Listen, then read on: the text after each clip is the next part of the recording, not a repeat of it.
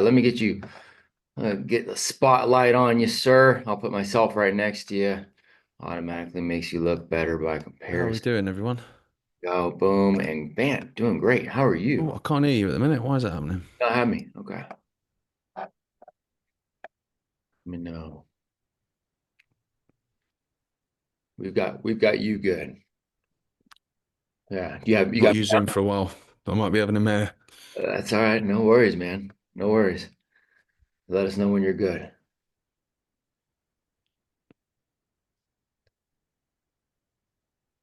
While he's getting on, man. Happy belated Father's Day, to everybody, man. Hope everybody had a good Father's Day. Got to have we had a little Australian visit this past weekend here. Our very own John Zalinardo was out here with me, and he says a bunch of things funny. We got to learn all the dingo lingo. It was great, man. There you go. I've got you. Yeah, I was you just. got it. All right, beautiful. I shall delete that. I can now hear you. That's awesome, man. I was gonna say I've got no advice to give because I'm not the technical wizard, man. So glad you figured it out. How are you, brother? Um, and then you've gone again. Oh. I think this might be my end, actually, mate. Yeah, I think so. That's funny. So also, so before Gareth gets in, man, are you guys familiar with Mr. Ike? Are you familiar with Dad at all? Anybody familiar with David? Okay. All right, we got a couple. All right, so it'll be interesting, man. Be able to jump in. Sound. I can. I've got it now. I think it was. It Yeah. was. It was making my speaker. The. I'm sorry. It was making my microphone the speaker. I have no idea why it That's was so doing. funny. Yeah, and I had no, there was no way for me to give you any advice on my end because I know nothing about that kind of stuff. I was Yeah. confident you'd figure it out. So good. How you doing, man? I'm good, thanks, mate. How are you? I'm doing very well. Hey, happy, we just had Father's Day out here. I don't know if that's celebrated in the UK or not, but happy Father's Day to you, sir. It is, yeah, it Okay. is celebrated. I got a gift voucher for an ice hockey apparel shop, so I was more than happy with that from the girls. Right on, man. That's very Yeah. cool. That's very cool. And I never so I'm wearing this we got the Apogee Australia shirt. We had our Australian affiliate came out to visit us at our farm this past weekend and we were talking and I was telling them we do such a bad job in America. We live in this bubble and I never know what is celebrated other places. What is I never know, man. So apologies for even asking that, but happy Father's Day to you, brother. That's No, great. thank you, and you too. Yeah, but I think our Father's Days are the same, but our Mother's Days are different. They're a different Okay. day, so it's quite confusing. But yeah, Okay. I knew there was something there, so I'm not completely off, man. So no, well, not at all. I see Happy Mother's Day coming up on Twitter, and I panic, and I think, oh my God, I forgot, and then I realize you've got a different date, so It's that's a fine. different day. Yeah, totally. Yeah. Oh, that's so funny, man. Well, hey, I'm excited that you're here. Shout out to Eric Drake for the invite. I'm not sure if he's coming in live right now or not, man, but really excited to get to chat with you today. It was just we're gonna chat all things you, and some of these guys will come in for a little Q&A, and we'll just have a fun time, man. No prep needed. So I'm excited that you're here. Sounds good. Sounds Yeah, good. man. And interestingly enough, I remember the very day I was actually first introduced to your dad's work. And it's I remember where I was standing. I remember this guy named Mike who was from Delaware out here and I was already he's like, "Well, you don't sound like you're a go by the system kind of guy." He's like, "So I think I'm going to introduce you, to this work." And so I got to go down some fun rabbit holes, man. And so it's very cool to see you and I've been diving into your stuff and see you carving out, speaking out in this world, man. So I appreciate your work. I appreciate everything you're doing and excited to talk Thanks, about man. that. How did growing up with I'm interested on this fatherhood angle, man. How did Yeah. growing up, with David as the father shape your lens on the world and how is that uh shaping how you're raising because is your 7-year-old? You have a 7-year-old? Yeah, just turned 7. Yeah, I've got a 7-year old and a 3-year-old. 7 and 3. Okay. So how's Yeah. that shaping how you're raising them? To be honest, I keep them as sheltered as I can without, creating a pandered nanny child, basically. So, I think it's important to learn about certain things and other things it's not. So, for instance, like COVID, like if you said COVID to my 7-year old, she'd look at you like you had two heads. she she don't need to know any of that nonsense. It's, it's not important. So I try and keep things quite separate and try and just be fun dad, like in the house, and Yeah. not let too much stuff get on top. So a lot of the times, if I've had a real bad day in the studio in terms of, talking to someone who's, vaccine injured, say, or has been a victim of satanic ritual abuse, these conversations, like I often will kind of get home, pull up the car and go, "Whew, right, I need to Yeah. get out of this zone before I walk into the house." And then as soon as I walk into the house, it's like, "Hey kids, dad's home." Yeah. And, try and create that. Because, for me, like I didn't have that so much when I was growing up. I mean, when I was a real young kid, dad was famous as a TV presenter. And so when you went anywhere in public, like in those days, obviously you didn't have camera phones or anything like that. So people would come up, shake his hand, or they'd ask for an autograph or whatever. And then in what felt like a click of a finger, suddenly people were shouting abuse and laughing and pointing and that. And as a kid, I remember finding that really confusing. It was like, mate, I thought my dad was cool. What Yeah. happened? Yeah. And so then we were kind of followed around by the media all the time, and it was just horrible. But now, like the way I look at the world and the way I don't care in terms of what people think, and I don't mean that as in I don't care about other people. What I mean is I will speak my truth, and if people don't like it, that's fine. They don't have to. I think all that horrible stuff as a kid, I see that as my basic training now. Like I didn't at the time; it was horrible. But Right. now I look back and I think, would I be so aware of the fact that actually what someone says today is sort of irrelevant tomorrow because they'll be calling someone else names tomorrow? Right. If I hadn't have gone through it, I'd probably care more about the flack than I do. So, for everything a reason. That makes complete sense. Did it take a while for the, because I like the way you just framed that too, with the, not caring what people think. There are people who say that quite Oh vociferously. yeah. Like, oh, I don't care what anybody thinks. And they say it so emotionally that it's clear that they care what somebody thinks, right? But there's a difference between being at peace with who you are and being willing to just speak the truth and saying, okay, look, it doesn't matter where I'm coming from. There's going to be people who agree, there's going to be people who don't. And I'm genuinely okay with both of those. Was that a process in and of itself for you to get Um, to that? Probably, if I Yeah. think about it, because I was a Yeah. teenager going through that. So Yeah. as a teenage boy, you're a bit crazy anyway, aren't you? To be fair. Sure. So I probably found the answer at the bottom of a bottle of cider, that kind of thing. But yeah, but the thing was as well after that is I went on to play beach soccer and I played I played for England for 5 years, so that was a decent enough level. And Mm, so, for every, I played in goal like my dad did. So for every ball you pluck out the top corner and everyone thinks you're a hero, one will go past you that maybe you should have saved and you get a load of abuse. And so that in itself kind of teaches you that it actually doesn't really matter. Like, not in the greater scheme of things, like no one died. If someone calls you names on social media or calls you a name in the street, what does it really matter when there's people out there that are struggling to feed their kids? Do you know what I mean? So you kind of get to that point where you're not that bothered. But having said that, mate, like when it comes to my kids, like so I put a post on social media for my daughter's birthday yesterday. More of like a, because I'm saying it to her. I don't need to be put on social media. It's more like a time capsule, really. That, oh, yeah. this is, look at what your dad posted about you when you were 7. But I used a picture of her when she was newborn because, there are some nasty people out there. So we don't put pictures of our kids what they look like now anywhere. Yep. Because we found like during the whole COVID stuff, she was banned from her nursery. She was 2 at that point. She was banned from her nursery because I'd given a speech, Wow. which was talking about love and freedom and stuff. You know what I mean? Like it Yeah. was, Yeah. it's quite Yeah. a hippie, it's quite a hippie speech actually. Yeah. And then some other when I had our second child 3 years later, so that was coming at the end of COVID. They tried to put, it's called child services here. I don't know what it's called in the Yeah. United States, but the child services. They phoned me up and they'd had a report of I was a bad father, I was neglectful, I was aggressive towards my wife, I was an alcoholic, like all of this stuff. And they didn't have any information on me. Like they didn't even know where I lived in terms of they didn't know what town I lived in, which is kind of went against them a bit because it's like, well, because they'd claimed that they lived near me. Well, Yeah. you must know where I live then. Yeah. And in the end, child services were, for all their faults, they were great. And they were like, no, no, this is clearly come from social media and whatever. And so at that point, I was like, nah, this is real now. When you're attacking people's family. So the So kind here. of to go from I don't care what people think, Yeah. To try and not get wound up by stuff like that, that is That's an, tough, man. that's tough. Yeah, that was tough. I struggled with that, mate.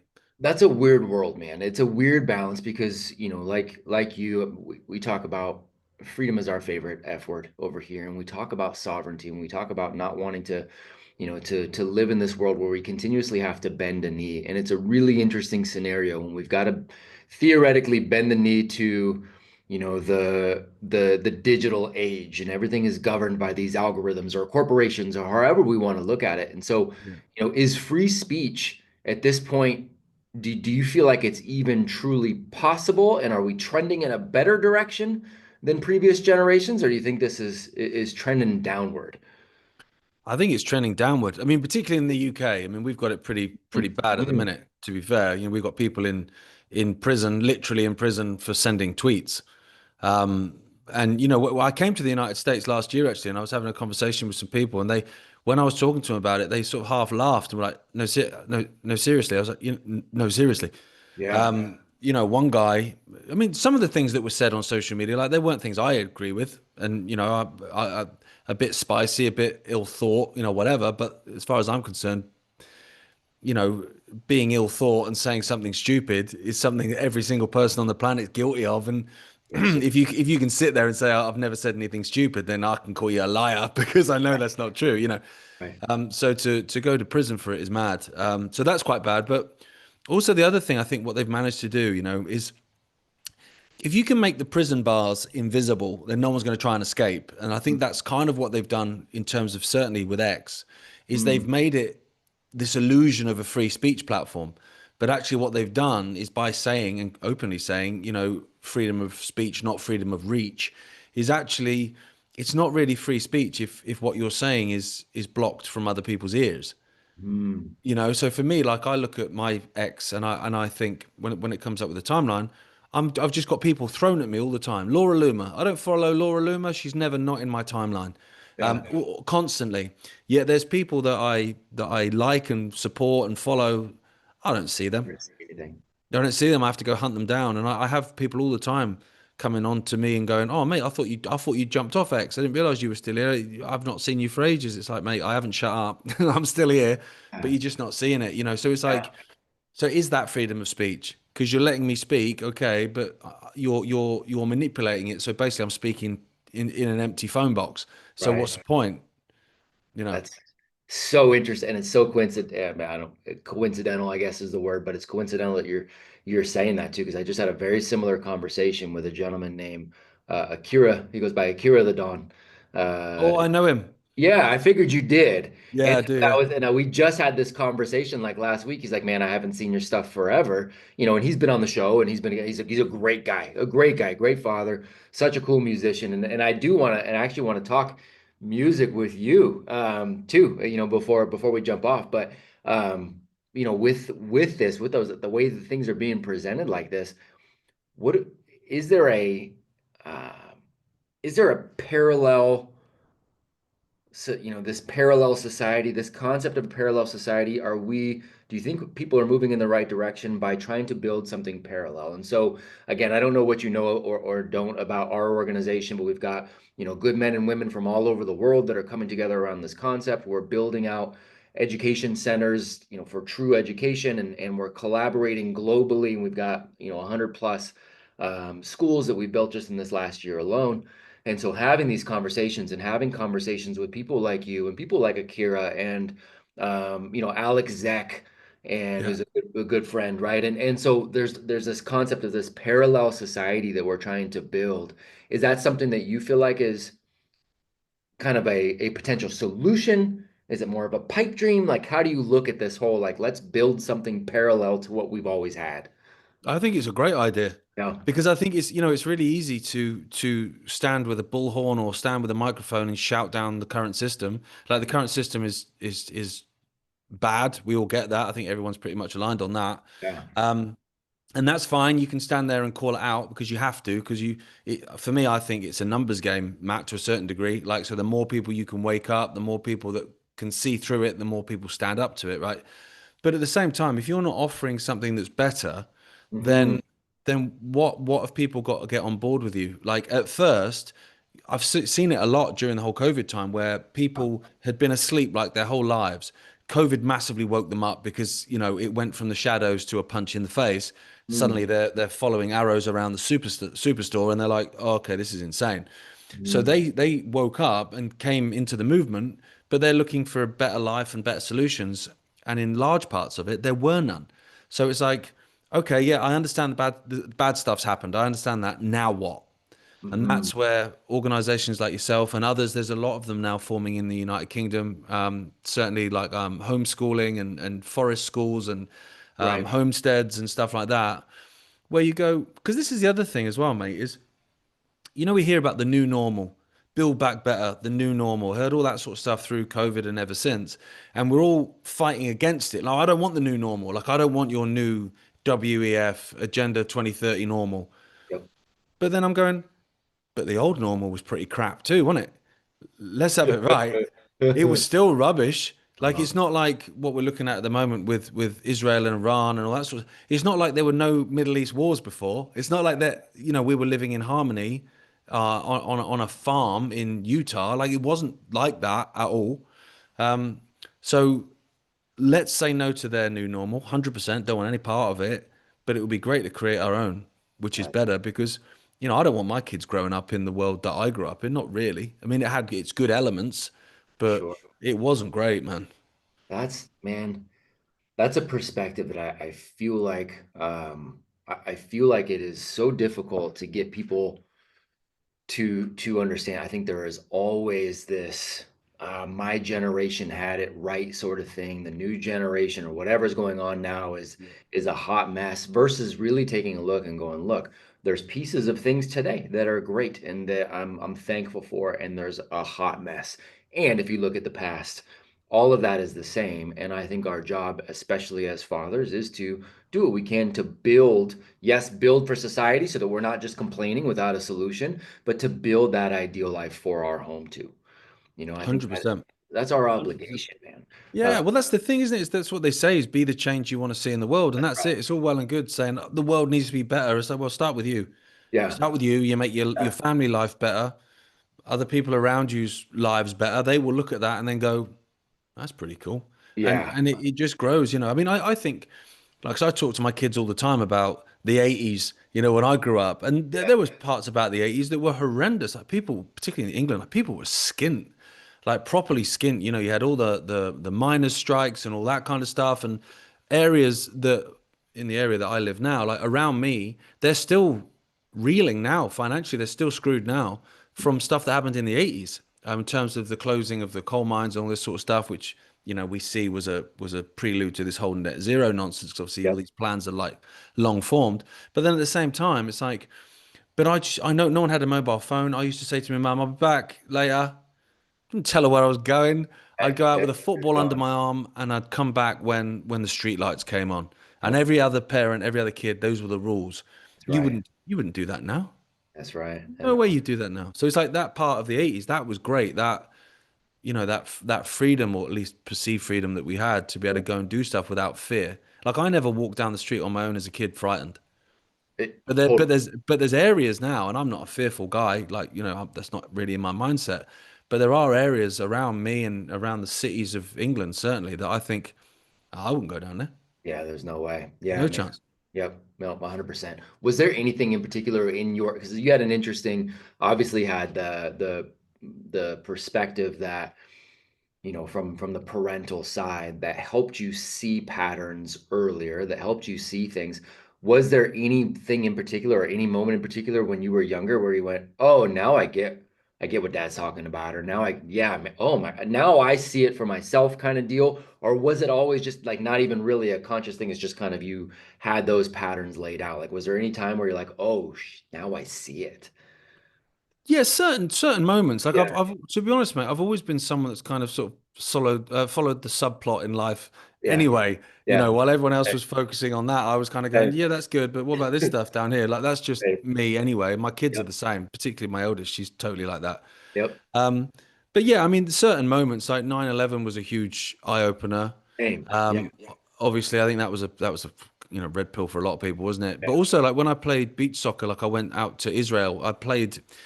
In their first ever beach soccer game, actually, they chose England as an opponent. I don't know why, but we flew out there and we played, and they gave us the tour basically because we were footballers and we were coming from England, so we were given the tour, the propaganda tour that a lot of these countries do. Yeah. It's like, don't look at this stuff, look at what we show you. Um, and I saw some things that I didn't like and things that didn't add up and didn't kind of tie in with what the Western media and certainly the UK media was telling us when we were growing up, which was because you'd always hear about Gaza and the West Bank, but it was always like those, pesky Arabs, they just won't they won't behave. And then you go to these places, you go, well, life isn't doesn't work like that at all. There's lots of shades of grey left, right, and centre, which we're never taught because you have to pick a side because that's life. Right. So that was a real wake up call for me. And then I came back to England and I started, raising some money for these Palestinian charities, for kids charities mainly, ones that were to do with football. So I'd get like loads of football shirts donated because obviously I was playing football and sent over and stuff like that. And I found the amount of hassle that I got and the amount of attempted cancellations of me and getting me fired from jobs because I was working in gyms at the time, getting me sacked from jobs, getting me sacked from the England national team, all because I was trying to just donate money and football shirts to kids. That was a bit of an eye opener when I realized that actually everything is political. It's Everything. madness. It's insane to me that people can't differentiate. They can't go, well, that's a kid. It's like, no, that's an enemy kid. Dude, That's it's a right. kid. What? Yeah. And I find that strange, and I'm seeing it now. With what's going on in with Iran. Firing missiles at Israel. I don't agree with anyone killing anyone. I think anyone's got the right to do that. And I don't agree with anyone bombing anyone, certainly not civilian areas. Like if Right. two soldiers or two politicians want to go and find a wasteland somewhere and have a tear up, Go fill get your it. boots, just Go leave get us it. out of it. Yeah. But at the same time, it's like you've got people coming out now saying, I can't believe Iran is firing missiles at civilian areas. And you're going, mate, you've been justifying it for the last 2 years. When Right. it's been going on in Gaza, you've been saying it's not that. So it's kind of that to me is strange as well. And that's even now, after all these years of doing this stuff, I'm still trying to get my head around that. Yeah. It's okay when we do it. You know, it's not all lives matter, it's some lives matter. That's And right. I can't compute that, mate. And I struggle with it still, even now. Do you think that's the thing that the average person doesn't get, or maybe doesn't want to get about how, censorship and things like that work in the modern world, that a lot of times it is a matter of what side you perceive yourself to be on when you think Yeah. things are a negative or not? Well, that's the tribalism Yeah, thing, yeah, which yeah, has been yeah, exploited so much. So now it's like it's not it's not what's being said or what's being done. It's who it's yeah, being said by and who it's being done by. 100%. So because I look now, even like I don't know what people in this chat's political allegiance is. I don't have one. I'm neither left or right. Like for me, two cheeks are the same backside, like whatever. But I do find it funny when you see one side do things Yeah, and go along with it. And you go, but if the other side were doing that, you'd be going crazy. If Kamala Harris was bringing in Palantir for an American database, you'd be going insane. And you'd rightly be going insane. But because your side's doing it, it's fine. And it's the same here, with people that were justifying these mass arrests for social media posts in the United Kingdom. You're like, you used to be liberals. You used to be, but like the old school term liberal, meaning, for freedom. You used to be old school liberals. Now you're celebrating a woman, a mother of three kids, being put in prison for 3 years because she tweeted something. Like, what happened to you? If the right. other side was doing it, you'd be going mad, but because your side's doing it, it's fine. And I think that's a real problem we've got in terms of politics because it's like, if we got to a point where you go, okay, I'm pro Trump. So, okay, let's pretend I'm pro Trump.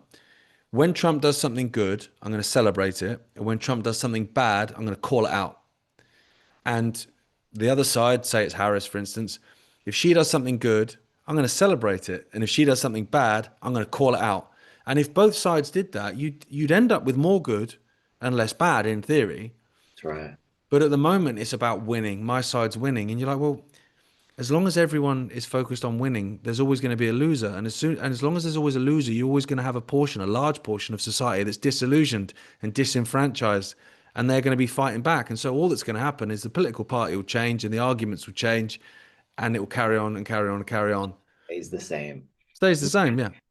It's so good. I tell this, story. I'm not going to tell. I won't belay the point, but I always tell the story. When I still lived in California a few years back, and Joe Jorgensen was the nominee for the Libertarian Party here in the US and was running for president. And so she came and did her Northern California tour at one of the campuses that I had. And so I hosted her there and introduced her for her speech. And we went out to dinner later. And so it was a nice lady. Um, and it was at the same event. I had people come up to me, three different people at three different times. One saying, "Well, I see how you run your school. I don't understand because you're clearly a Democrat." And I had another come up and say, "Well, you have a beard and I can see you're carrying a gun and you're very pro-business, so you're obviously Republican." And then somebody else come up and say, "Man, I love that you're libertarian. I didn't realize that you're hosting Joe, you're libertarian." And I wanted to tell all three of them, I don't vote at all. I've never voted. Yeah, Actually, that's not my style. But everybody wants to put that box in there and it just limits our ability to think critically because we're not even starting with thinking, never mind thinking about the thinking. It's a danger. 100%. That's a dangerous 100%. spot. And so raising kids this way too, at least in my experience, mine are a little older, 14, 12, and 9. And even my 14-year-old who's working full time right now, and she was home this weekend, and she says, "Man, I struggle sometimes because the main people I'm working with are 18, 19, 20, 21." And she said, and they're so dramatic about things that don't matter. And if I ask them to think about something, they just kind of shut down and look at me like nobody's ever said that to me before. And she's like, "I got to be careful because they're not, I'm just asking like out of curiosity what they think." She's like, "But I don't think they're thinking. And I think that me asking them what they think about what they're saying is going to make them potentially not like me. So I kind of just don't want to even say anything about that." Right. And so when you raise kids that are thinking, I think that's an interesting perspective is that they're going to be somewhat different inherently because culture is training kids to be different with that too. I don't know. I don't know how to look at that other than just doing the right thing anyways. As a dad, that's a Yeah. that's a weird thing where we got to teach our kids to think critically, but that's going to ostracize them. Yeah, I guess that's where You that know? whole kind of find your tribe thing comes in, isn't it? Of having Sure. other Yeah. other people around them. Yeah. Like for me, like my both my kids are subversive as hell anyway. Like so, Yeah. A bit. they just Yeah. the question for me, like, is it right? Is it just and right? That's And if it. the answer is yeah, great. And if it's not, then it doesn't really matter. Like I used to fall out because I played football, so Yeah. from that I was in the popular group. Yeah. I didn't actually have much in common with any of them really. Oh, And it's funny because I used to, disagree with stuff and I'd always speak my mind and I'd, do it politely. Like, sure. I'm not going to argue, but you're wrong. I disagree and that's fine, whatever. Sure. Um, but, I found in the last sort of maybe even pre-COVID, but particularly through COVID, those kind of people that would generally like we'd go out for a beer after a game or whatever, and I knew to not talk about this kind of stuff to them Yeah. because it would Yeah. be like, oh mate, Ike's Yeah. off on one again. Here we go. Yeah. They're now the ones really that are coming up to me and going, mate, have you seen this? Have you seen this? Yeah. And it's like, yeah, mate, I told you that 2 years ago. Uh-huh. Starting to wake up to stuff, and I think once you see stuff, you don't unsee it. That's right. That's right. And I think that's really important as well, is just to get people to ask questions. Because if you as soon as you start asking questions, you'll start seeing that what you're being told isn't true. That's right. That's it. It's the questioning side. It's exactly it is, and I love coming back to people with questions to make them think for themselves and get them to start asking those questions. I think that is the foundation of any change being made. Is your music design? And gentlemen, I know you guys have, so you guys start putting your hands up. I'll start bringing you guys in for some Q&A too. Um, is your music designed to help ask questions too? Like, how has your music evolved alongside your worldview, and how do you see it? Right? Is it a weapon? Is it a bomb? Is it a beacon? Is it a like? How do you view your musical outlet? For me, it was always just a release, really, to kind of speak. I never got on a stage and gave a speech until 2021. Like, and I Yeah, never had any intention of doing that. yeah, Um, just the world meant that someone had to get up and say something. But yeah, so I kind of used it as a voice, really. And I would use kind of fables and and metaphors and things like that. But what I find funny, because I don't play that much anymore, because I started working for the Arts Council here in the UK, and I loved that. Like I felt a calling with that because it wasn't like trying to make it. So Right. you had to suck up to the man or any of that. It was like literally like you were going into areas, relatively impoverished areas generally, and taking art to people. And it's like these are kids that the parents are trying to work out how they're going to feed them. So they're certainly not getting cello lessons, you know. So it was like trying to take music to these people. And I loved it. And the funding was always difficult to try and get funding for these projects anyway, because, you know, there's always money for bombs, but not so much for anything like art. But when COVID hit, they decimated it, mate, and they pulled all funding and it's dead. So I probably play 3 or 4 festivals, freedom festivals a year, and that's about it now, to be honest. But I've got a bit of a bug for it again, to be fair. So I kind of want to Yeah. get back into it, you know. Yeah. But it's funny because you talk about like the music and you know, Akira, like we met through music as well. Yeah. And then we find ourselves aligned politically and, you know, beyond politics. Yep. And then you've got people like Patrick Henningsen, who's very good, you know, on geopolitics. He used to book my band for gigs in London when we were like in our early 20s. So it's so Cool. funny how we found ourselves again years later Yeah. in a totally different realm. But what I find funny is I was a Southern softy, liberal, hippie type. My nickname when I was playing ice hockey and when I was playing football was Swampy because I had long hair. But Swampy was an eco warrior in England. He was famous for Okay. burying himself to stop them building motorways and freeways, whatever. You know, that sort of thing. So I was nicknamed Swampy, Southern softy liberal. I'm now far right in some people's minds, but my what I say and believe is exactly the same now as it was when I was a 18, 19-year-old Yeah. hippie in their Yep. mind.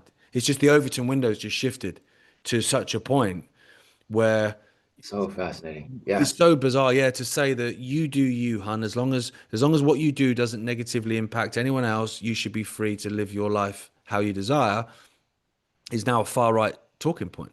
And Yeah. it's mad to me because that was far left. That was like left Yeah. liberal, you know, not that Very long much. ago. So interesting, man. So interesting. Well, no, I love that. I love that as an outlet. I love, again, Akira, a great guy, and we align on so many things. Amazing. Zuby, another guy in there. I don't know. Do you know Zuby? Yeah, I know him through social media. I don't know him personally. Okay, another great guy. He's come on here too, and I think very much aligned on that too. And just there's a lot of really good people out there speaking truth. Is there anybody in particular? And Jason, I'm gonna pull you in just one second.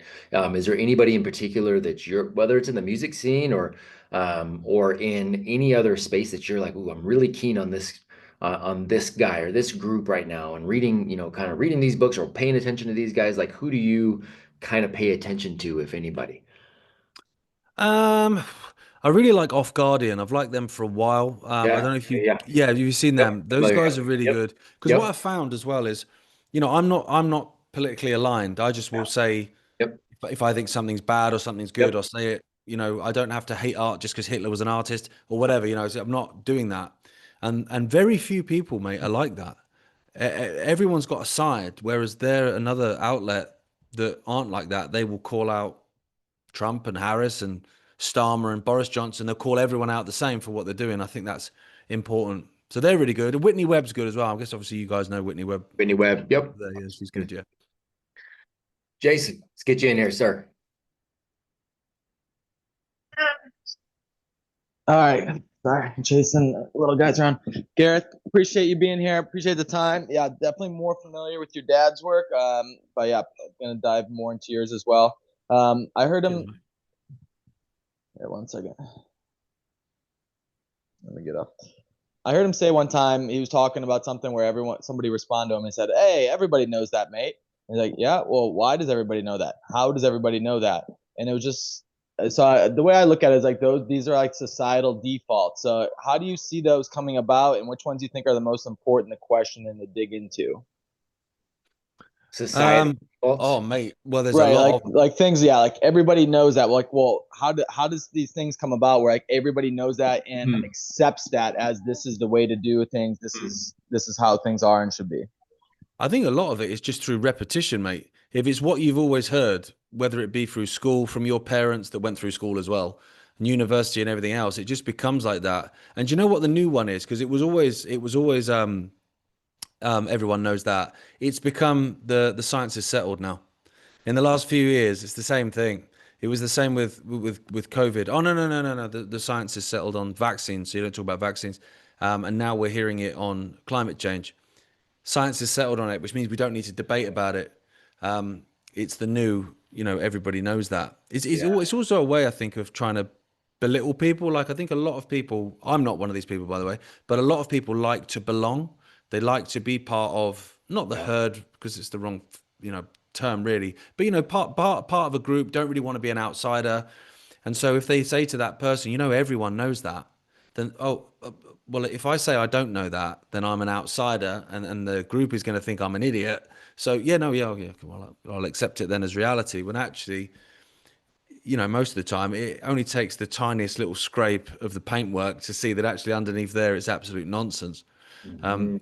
But yeah, I think repetition, mate. I think that's it, and you can find it on the media all the time at the minute in the language, whether it be about conflict or about climate change, which we're getting a hell of a lot here in the UK.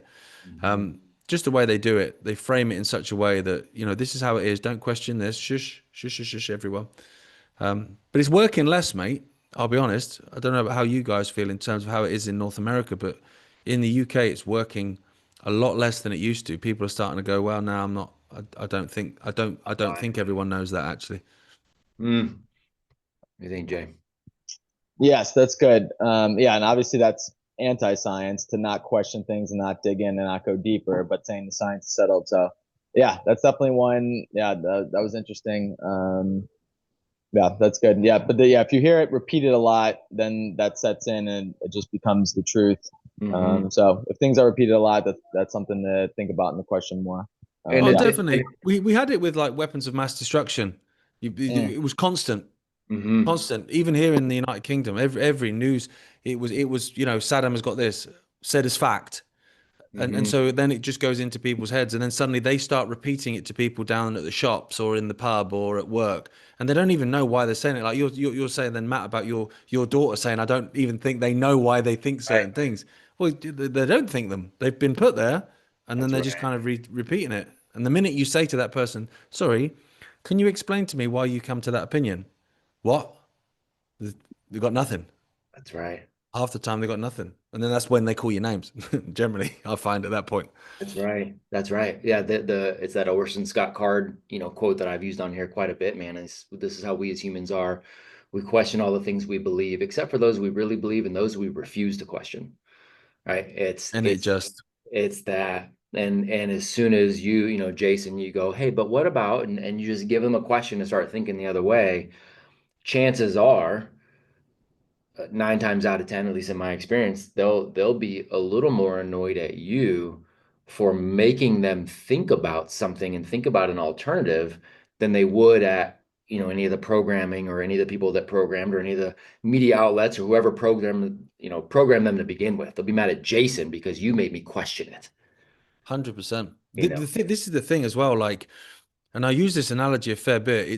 It's like if you pull down one card, it might just be something perceived to be something little, whatever, made them question that. Well, if that's not true, then what else? else isn't true? And then Yeah, if that house of cards comes down, well, my whole life and meaning and reason for being and everything I've built for the last 40, 50, 60, 100, whatever, however old you are, right, years, is built on that foundation. If you rip that foundation out, you've basically in your mind, it's like you've just ruined everything. right. And so it's the equivalent of telling someone that their wife's having an affair. No one wants to hear that. If I go Uh, out for a drink tonight and I see my mate's wife with another man, and I go to my mate, I saw Christine with this guy in the club. He's not going to thank me for that. 9 times out of 10, he's not going to go, oh, cheers, Gaz, cheers for the heads up, mate, appreciate that. He'll attack me. He'll go, oh, you've always been jealous of our relationship. I knew you'd do. It's the same thing. It's exactly the same thing. Because what I'd be doing by telling him that is tearing his whole right. world apart. Oh, it's fascinating commentary on human behavior, Jay. Yeah, and Garrett, that's good. 'Cause, like we ran into this, and we talked with Matt early on about the education campuses that we're Yep. launching, and if we focus too much on why the current schooling and indoctrination system is not good, that's giving that even speaking against it, that's still giving it the airtime, and that's the focus. So everyone's still focused on that, right or wrong. And like we talked about at the beginning of the call, not providing the alternative, like the bridge to building where they are going to jump to. So what?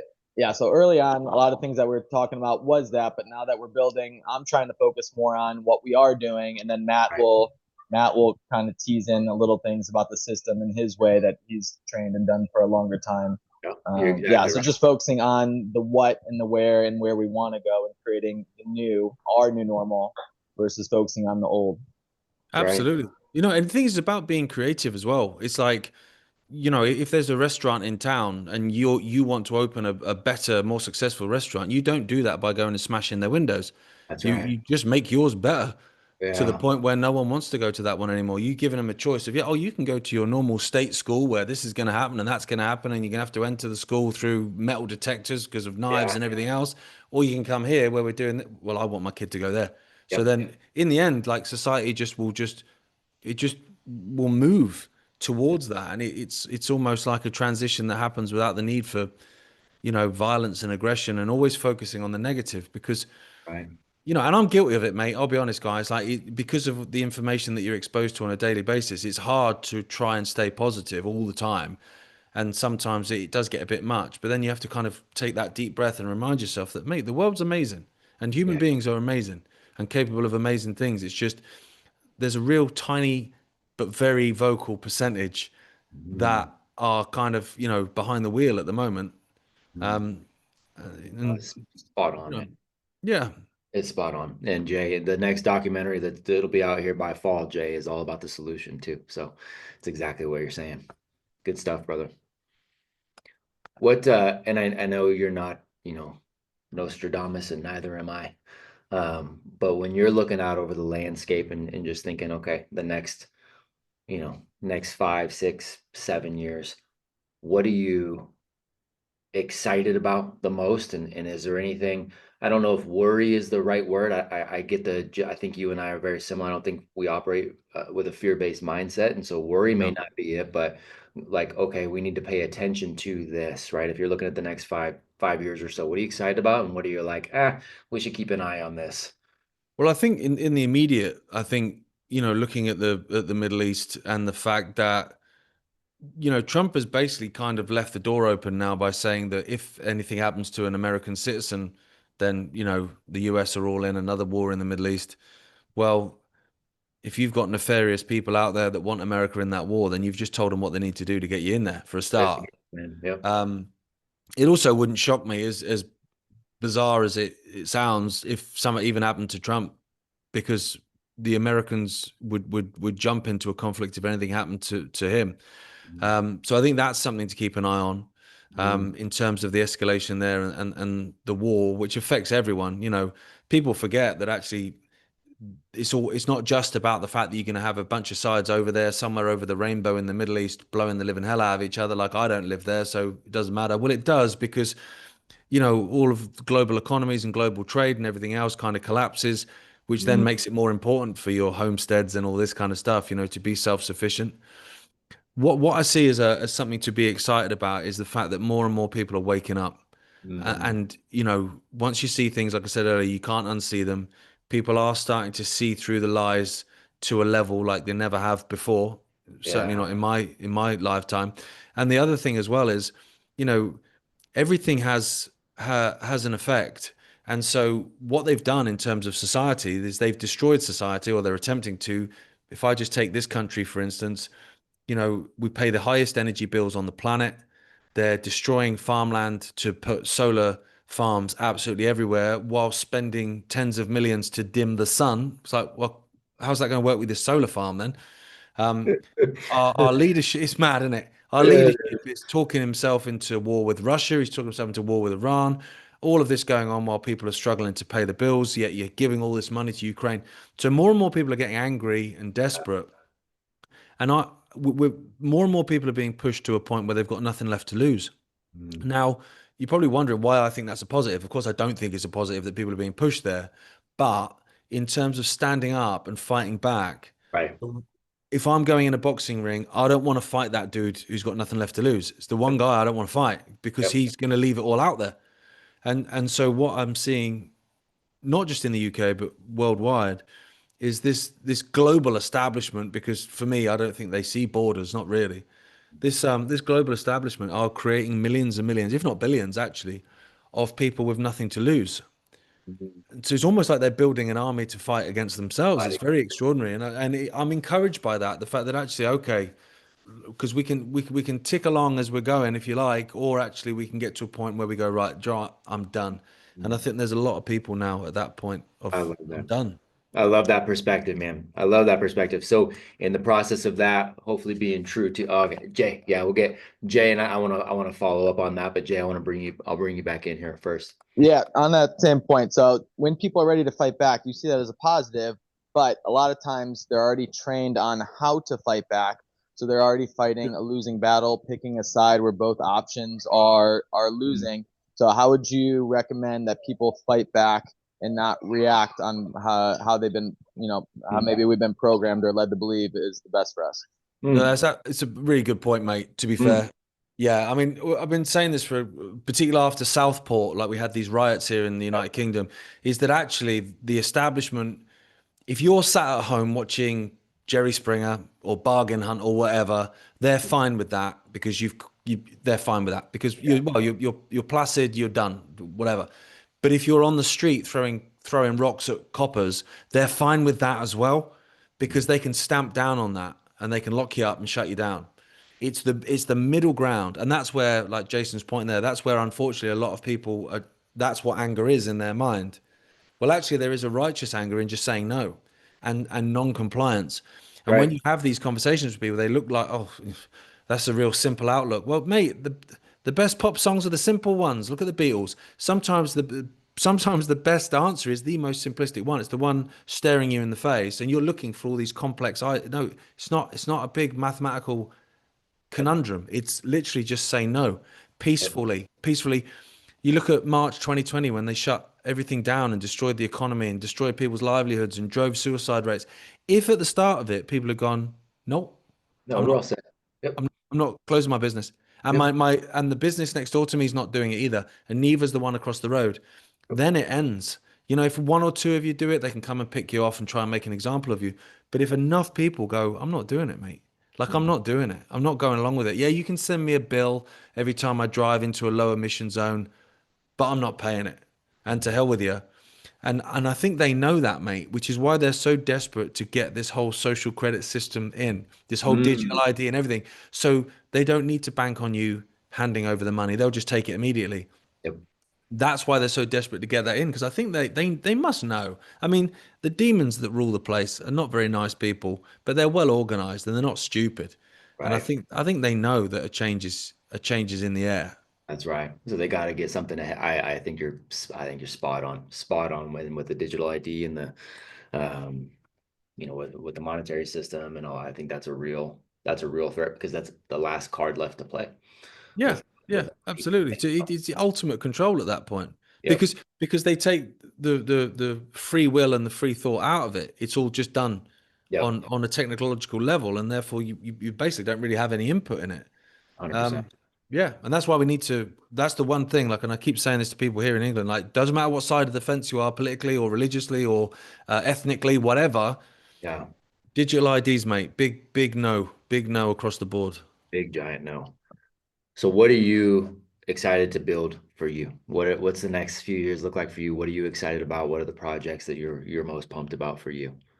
I'm trying as best I can to try and stay as positive as I can, but also like I've got this bee in my bonnet about the year zero, right? So Yeah. it's like if he who controls the past controls the present, all this kind of stuff. So the past is so important. Like everyone's looking forward, but the answers to a lot of stuff are there in terms of where we come from, who we are, the whole story of everything. And they are systematically destroying that. Whether it be ancient structures like Palmyra in Syria and all this kind of stuff, like they're decimating it. So I'm really excited to try and just make more content that brings the past to life. Because the Mm, other thing is as well, I found is like there's no entertainment in the alternative. Not that I like saying the alternative media. I'd rather just say the media and just be part of that, to be honest. But there's no entertainment and joy and fun. It's all very, emergency Saturday broadcast. Look how bad everything is now. It would be great to just focus on some of these amazing things and just bring that back to the table so that people can feel empowered and go, do you know what, mate, I'm not just a cog in a machine, man. I am a free sovereign human being. This is like, wow, look at, so that kind of stuff I love making, and it's fun to make.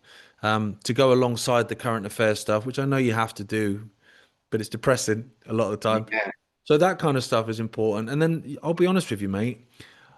Like I have conversations with people in this realm where they're like, "Oh, I want to build this to this size. I want to be doing this in 50 years." It's like, I do not want to be exposing the cabal in 50 years because if Yeah. I'm doing that, I've lost. Let's have Yeah. it right. I don't Yeah. want to be doing that. What I would love would be to just bring this whole house of cards down, bring this whole thing down, to build a better world for my kids and my grandkids and your kids Yes, and sir. your grandkids and everyone else, and then have a contingent of media journalists that Mhm. hold everything and everyone to account in terms of so it doesn't go nefarious again. So there's always a check and balance. But actually, I'll retire to a farm and chill out, Yes, sir. see out my days and watch my grandkids running around. That's the dream. I don't have a dream to be doing this in 50 years, that's for sure. But, And I love that. um, but we do it for as long as it takes, isn't it? It's one of them. It is indeed, man. But that's such a breath of fresh air. I think we're long overdue with just like you said, everything is an emergency. Everything is a, well, let's all connect to the struggle. Okay, look, I understand that, but hey, what if we all connect? Go back to the ideals. That's one of the things that I do miss about some of the 80s. When we grew up, some of the movies were more like, hey, the good guy's going to win. He's going to show up. He's going to do the right thing. He's going to, right. And so there was this ideal to shoot for of like, look, you can work hard. You can be a good person. The good guy can win. There Yeah. was more of that was kind of there too. And I think there's more stories to tell via book, via music, via, mediums like this. I think there's more good stories to tell so that we can start pushing towards that positive, man. I love that Yeah. perspective. It's I real. think a lot of it is money, mate, as well. Fear Yes, porn sir. sells, mate. It Yes, sir. gets it gets You're correct. if I put out a tweet, say there's no censorship, which of course there is, but if say there isn't and it's an equal tweet, if I put one out saying how today's a great day and this is what's happening, someone else, Alex Jones, whoever puts one out saying today is dreadful, this is what's happening, that one's getting more clicks. Yes, Unfortunately, it's sir. just that's the way people are programmed at the moment. And You are so correct. fear sells, man. It does. It makes a lot of money for these people. Yeah, that's all right. And it does. It does. But you know what? The positivity is what builds. And that's what builds for for ourselves and our families, man. So it's 100%, a mate. breath of fresh air, brother. Oh, so good, man. I'm gonna take these gentlemen through a debrief, but we're gonna put this out, obviously to our audience too. I want to make sure everybody knows where to find you and then how do we as an organization best support you? That's important to us too. And after this, I'm gonna send you a message. I got some things that I'd love to send your kids if you're okay with it, man, just as a small thank you and keep the conversation going. But Yeah, um, amazing. where does everybody find you and how do we best support you? So I'm on X. I always say for now because you never know. I don't believe it's generally a free speech platform. So I'm on there under my name, just Gareth Icke, at Gareth Icke. And then iconic.com. So ICKONIC.com. Where there's daily shows, documentaries, films, thousands of hours of stuff covering everything. Goes into the spiritual stuff, into the political stuff, into the real dark esoteric stuff, and a bit of comedy even in there as well. So because I think we have to laugh at bullies. Um, in terms of support, just if you can, just you see some stuff of ours, if it aligns with you and your way of thinking, give it a share or whatever. That would be much appreciated because it is a struggle in terms of the algorithms. Like we're not promoted far, far from it, and we're just we've just got back to 7,000 on YouTube, which that sounds ridiculous, but we keep getting them deleted. So I oh man, so I you have know to how it start all goes. over again. It's a Yeah, real battle. So if you see something that's from Iconic and or from myself or whatever, and you go, do you know what, I agree with that, then it yeah, would be real helpful. Give it a share. I would man. Oh, appreciate that. glad to do it. Oh, KG sliding in. Okay, KG, you slid in. Okay, last one from inside. Go ahead, brother. Thanks for coming in today. How many like-minded people are there in the UK like you?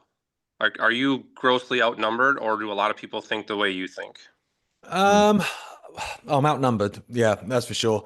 But you know what? In terms of people that are waking up to certain elements, or at least 2 or 3 elements of it, whether it be at the base level of Klaus Schwab or whatever, that's a lot of people now. That's a lot of people. And if I think like England is what, 65, I think England's 65 million people. Well, there's 20 million unvaccinated. Well, it's a pretty large percentage. So in terms of the COVID, like they tried to do the scam where they told us there was 5 million. What do we do about the 5 million? And then it slowly went up, which made me laugh because it's not sort of how it should be going. And eventually they admitted it was 20 million. I think, well, if a third of the population have seen through that, then that in itself is encouraging, because I don't think you need a majority to make a difference. I mean, what do they say? 3% of the population for a rebellion. I think there's a lot of people, unfortunately, that have seen through a lot, but they still have their tribal mindset. So they think it's a leftist thing. It's a leftist plot. And then there's others that see through it. They go, oh, it's a far right plot. It's and it's like, no, mate, it's way above these guys.